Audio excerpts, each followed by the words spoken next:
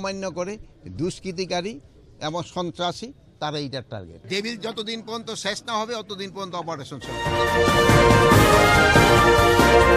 সন্তানদের জন্য যেন একটা ভালো ভবিষ্যৎ রেখে যেতে পারি, আমাদের সিস্টেমের মধ্যে যেন একটা গুড প্র্যাকটিস আমরা রেখে যেতে পারি, আয়না ঘর যেন তৈরি না হয়।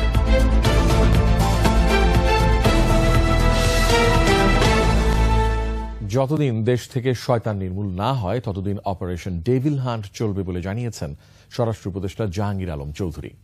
দেশকে অস্থিতিশীল করার চেষ্টা করলে তাদের গ্রেফতার করার কথাও জানান তিনি। আর স্বরাষ্ট্র মন্ত্রণালয়ের সিনিয়র সচিব নাসিমুল গনি বলেছেন, বিশ্বে যেসব দেশে বিপ্লব হয়েছে পরাজিত শক্তিকে কেউ রাখেনি। রাজধানীতে ভিন্ন অনুষ্ঠানে এসব বলেন তারা। সারা দেশে শনিবার থেকে শুরু হয়েছে অপারেশন ডেভিল হান্ট। সেনা, বিমান ও নৌবাহিনী ছাড়াও পুলিশ, বিজিবি, আনসার, কোস্টগার্ড সদস্যদের সমন্বয়ে চলছে এ অভিযান। রাজধানীতে এক অনুষ্ঠানে স্বরাষ্ট্র উপদেষ্টা মোহাম্মদ জাহাঙ্গীর আলম চৌধুরী বলেন, গাজীপুরের ঘটনায় জড়িতদের অনেককেই আইনের আওতায় আনা হয়েছে, বাকিদেরও শিগগিরই আইনের আওতায় আনা হবে। ডেভিল মানে কি? ডেভিল মানে কি? শয়তানের তো টার্গেট এটাই।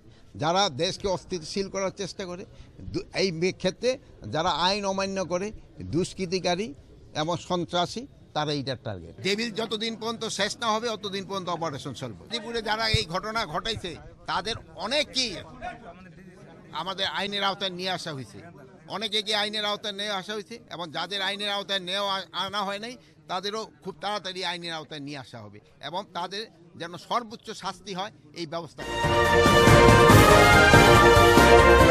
এদিকে সচিবালয়ে স্বরাষ্ট্র মন্ত্রণালয়ে বৈঠক শেষে সিনিয়র সচিব নাসিমুল গনি জানান, দেশের পতিত সরকারের সাথে বিপ্লবে অংশগ্রহণকারীদের বিরুদ্ধে কঠোর ব্যবস্থা নেবে সরকার। যে সমস্ত দেশে বিপ্লব হয়েছে সেখানে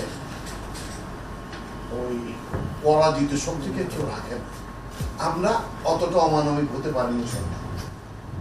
আমরা এদেরকে রিফর্ম করতে আমরা কিছু রিয়ালাইজ করে যে কিছু লোক কোয়ারশনের কারণে করেছে, ভয়ে করেছে, বিভিন্নভাবে করেছে।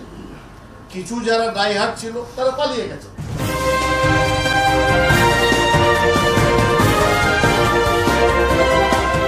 আইন শৃঙ্খলা রক্ষায় পুলিশকে আরো শক্ত অবস্থানে নিতে পদক্ষেপ নেওয়া হচ্ছে বলে জানান স্বরাষ্ট্র সচিব।